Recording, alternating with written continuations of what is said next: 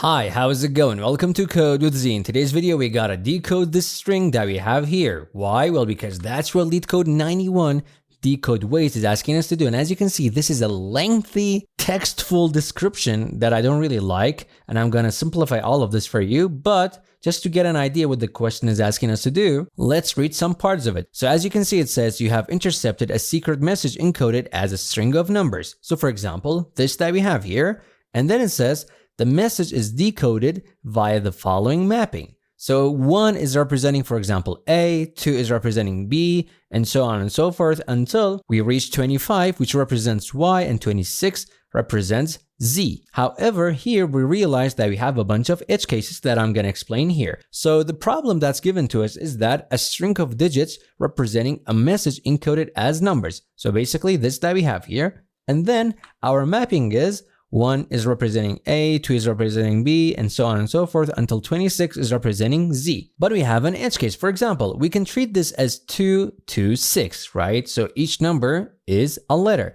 But we can also treat this as 22 and 6 because 22 is also like a letter. Or for example, we could read this as 2 and 26. For example, 2 is B and 26 is Z. So as you can see, there are a lot of ways to read this. And this problem is asking us to return the number of ways we can actually decode this. We don't have to decode it. We just have to return the number of ways we can actually decode it. For example, for this one, we can decode this in 3 ways. We can decode this as 2 to 6 or 22 and 6 or 2 and 26. So the number that we're going to return is going to be 3. So we're going to have single digit decoding. And as you can see, each individual digit between 1 and 9 can be decoded to a letter. And we're going to have 2-digit decoding. Valid 2-digit numbers between 10 and 26 can also be decoded into a letter. Now, these two parts are really important because, for example, if we have 0, 0 is not representing anything because we start from 1. As you can see, 1 represents A. So if we actually come across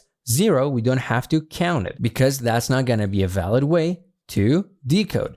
And here as well, for example, if we have a 2-digit number that doesn't fall inside of this range that we have here, for example, it is 27, we can't count that. We can't have anything more than 26. So these are our edge cases that we have to account for. And we also have a few invalid cases. For example, some strings like those containing 0 not preceded by 1 or 2, or invalid numbers like 0, 6, cannot be decoded. What does this mean? For example, if we have 206, the 06 part of it cannot be decoded. We can't treat this as a 2-digit number because it's not between this range that we have here. Now, don't worry about all of this because I'm going to visualize everything for you. So let me explain our approach and then we're going to get to the visualization. The first thing that we need to do is to check if the string even exists. So for example, if this is empty, we only return 0 because there's no possible way to decode it because it's empty. Or if it starts with 0, we also want to return 0 because it cannot be decoded. So if this was not the case, meaning we actually had a proper string, what we want to do is first create a DP array, and this is going to be storing our answers because we're going to have a dynamic programming approach. So we're going to break down the problem into smaller ones,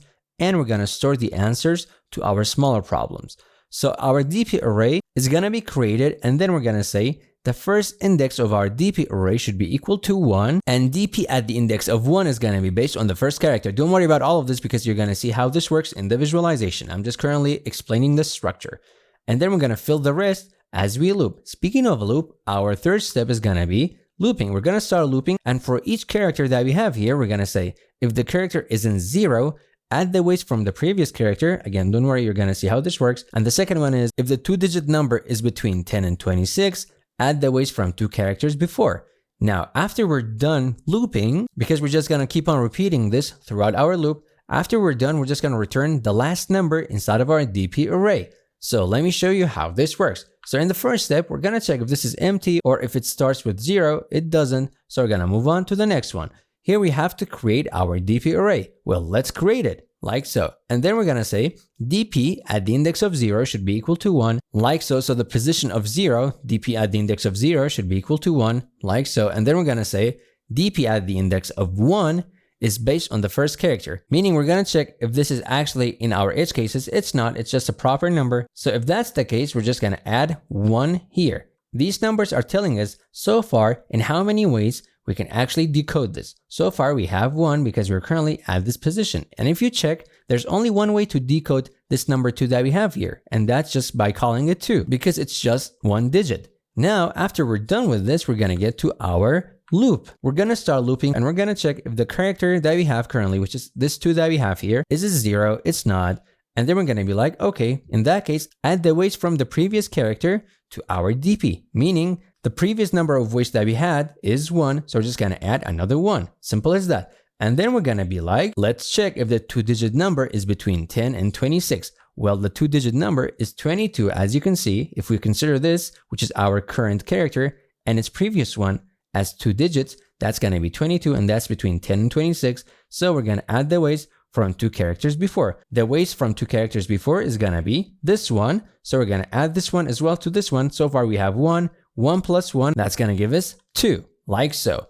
And then we're gonna be done, and we're gonna move on to the next round. In this round, our current character is gonna be 6. We're gonna check if the character is 0. It's not, so we're gonna add the weights from the previous character. Well, so far we had 2, so we're gonna add this here, and then we're gonna check if we can actually consider this as a 2-digit number. Well, the digit before it is gonna be 2, so we're gonna have 26. 26 is indeed between 10 and 26, so we're gonna add the weights from the 2 characters before. That's 1, so 1 plus 2, that's gonna give us 3. Awesome. And then we're gonna be done with our loop. So now that we're done with our loop, because we just covered the last character, we're gonna return the last number in our DP, and that's gonna be 3. Now, what does this 3 mean? Well, it means that we can decode this in 3 ways. For example, we can consider this as 2 to 6, or we can consider this as 22 and 6, or we could consider this as 2 and 26. As you can see, 3 ways. And that's why we return 3. Now, let's code this in the simplest way possible. Alrighty, let's code this together. So the first thing that we need to have is to check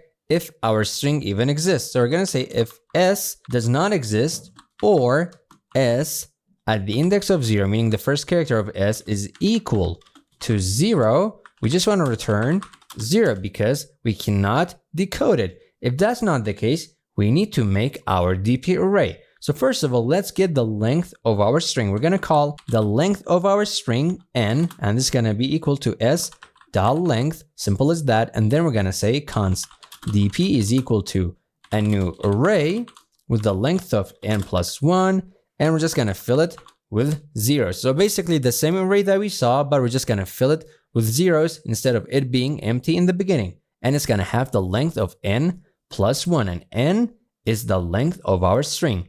Then we're gonna have dp at the index of 0, and this is gonna be equal to 1, just like we saw in the slides, and then dp at the index of 1, and this is gonna be also equal to 1. Below this, we're gonna have our for loop. We're gonna say for let I being equal to 2, and we wanna keep on looping as long as I is smaller or equal to n and I plus plus on each round.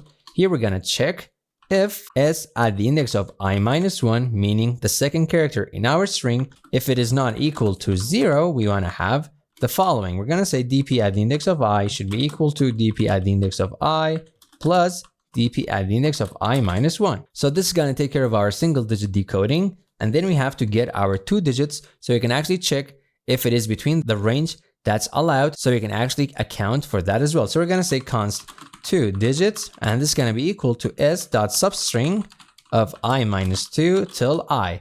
And this is going to be basically getting our 2 digits so you can actually check if it is between 10 and 26. But because we have to check if this is between 10 and 26, and this is actually a string, we have to convert this. So we're going to say parse int. So we're going to wrap this around this. So it's going to convert it into an integer, and our base is going to be 10. So we're just going to basically convert this into a number, and that's going to be it. After that, we're going to check if 2 digits is greater or equal to 10 and 2 digits is smaller or equal to 26. So if it is actually between that range, we want to account for that case because we can actually decode it. So we're going to say dp at the index of I is equal to dp at the index of I plus dp at the index of I minus 2, just like we saw in the slides. And then at the end, we're just going to return the last element inside of our dp. Simple as that. Now let's run this and see if we can actually get accepted. Let's see, and yep. Now let's see if we can actually pass all of the test cases.